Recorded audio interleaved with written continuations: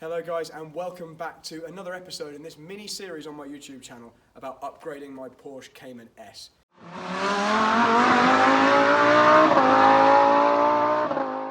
Today we've got something which I think is going to be one of the most effective and easiest upgrades you can do to this car. And it has two facets, two areas that this is going to improve. So the piece I'm going to be fitting today is a pair of these. And I'm going to first talk about a reliability improvement this is going to give me. Now, you'll notice down the bottom here, as standard, this car has massive gaping holes to let air into the radiators on the front here. But what that also lets in is big stones and a hell of a lot of leaves, which I'm going to vacuum out shortly. So visually, I think this look is a bit nicer than the kind of naked big vents on the front here. When I've seen this on other cars, that's certainly what I've thought. But it's also going to do a real life job of improving the reliability, hopefully, of my car. This car is for going on nice trips away in the countryside with my fiance, and the last thing we want is something breaking because the stones hit it.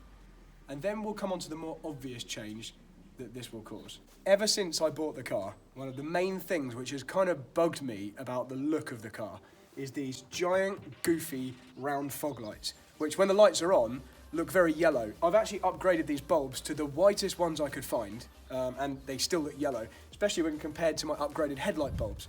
So I really want a whiter look down here, and not a big, goofy, circular fog light. So we're gonna fix that by installing, as I've just shown you earlier, this piece. What this actually is, I should probably tell you, is an LED spar, or a pair of LED spars, from ledspars.com. Now, this is developed using the same material as the OE plastic piece on the front here, which covers up the surround of the fog light. So we know it's going to be strong. I can already feel the quality of it when it arrived, and it arrived from America. I had to pay a bit of an extra customs charge. I've just gone and collected it, and I have to say the whole customer experience from those guys has been great. So I fully recommend them at this point. And this video is going to really show you what the fitting experience is like. What it's not going to be is a step-by-step detailed guide as to how to fit it, because the guys at ledspars.com have already done a great job of making that video, so there's no point in me replicating it. In fact, I'm going to be using that video to help me fit them. I'm going to put the link in the description if you want to do that yourself. But you'll notice that I've actually already painted this piece black to try and hide this big silver grey spar that was across before, but it's now time to fully replace it with this piece here and really upgrade the look of the car to something a lot more modern. But what this video will be is a time lapse of me fitting it, which I'm envisaging probably going to take about 20 to 30 minutes. And I'll do a comparison of what the car looks like as standard on one side and with these fitted on the other side, and then we'll go through the whole process and fit the other one. The weather is great, which is unusual at the moment, so I'm going to take this opportunity to crack on, and fingers crossed, it looks amazing and we're all happy with the look. So feel free to comment below. My cat's already come to have a quick look, so let's get cracking.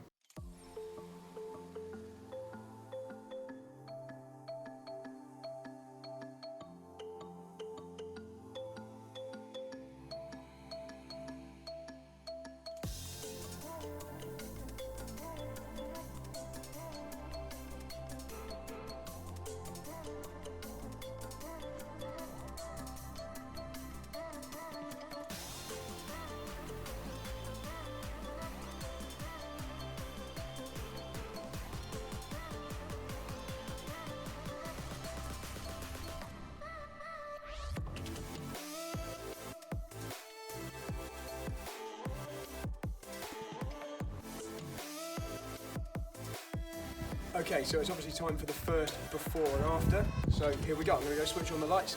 Let's see what we think.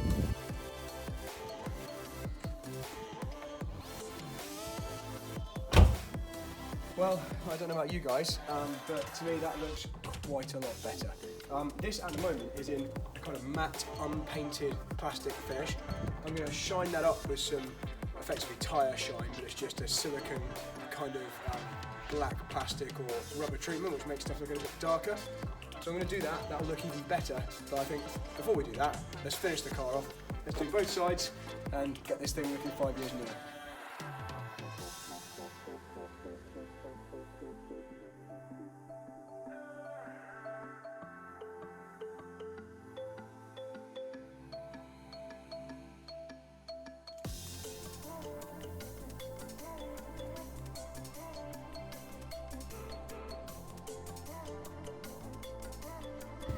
So there we go.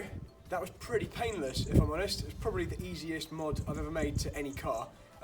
Joe's instructions are super easy to follow. The video, like I mentioned, the link will be in the description. Video is super easy to follow. I watched it weeks ago and I just remembered exactly how to do it. Obviously I had to use a hairdryer instead of a heat gun, but it seemed to work as long as you held it on for long enough. I did a little bit of duct tape just for extra security. But I think, well, hopefully you'll agree, this looks a hell of a lot better. Not only do we have massive amount of added protection down the bottom here, I can't stress to you enough just how good the quality is of this plastic. It really is like OE. Nothing is going to break this unless it's freezing temperatures and it's a big rock. So these are strong, and they're also still supported by the original struts that are behind them. So really, really good quality, but visually this is a big difference. Let's stick the lights on and see the final shot.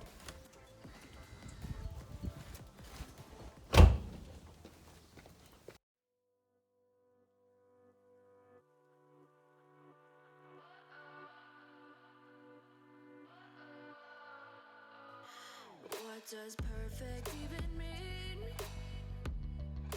So guys, that's it. Thank you very much for watching. The next video is going to be something a bit more dramatic than this.